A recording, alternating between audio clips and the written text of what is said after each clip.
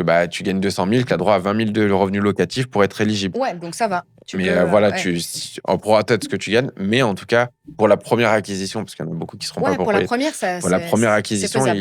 bah, ça jouait comme ça, on balance les impôts dedans et Ouais, puis j'en ai économisé quelques sous. ouais, ça, c'est top. Mais donc, ouais, tu as fait tes opérations là-dedans. Et donc maintenant, pour parler un petit peu plus de l'immobilier, pour le troisième volet de cette partie-là, parce que bah, le premier volet, c'était un peu plus sur ton histoire, ton parcours et l'employabilité en Suisse. Deuxième parcours entrepreneurial, parce qu'au moins, tu as pu évoluer là-dedans. Mais maintenant, qu'est-ce qu'il en est de ce marché immobilier en frontière? Pourquoi ici et pas ailleurs?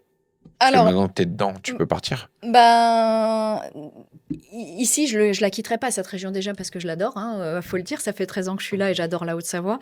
Je m'y sens très, très bien. Et puis aussi parce qu'il y a une telle dynamique ici.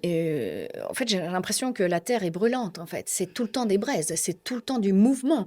Mais quand je dis du mouvement, c'est du mouvement de personnes, du mouvement d'emploi, du mouvement immobilier, du mouvement des allers-retours, des déménagements. Et en fait, c'est tellement mouvementé, c'est tellement dynamique qu'il y a de quoi faire.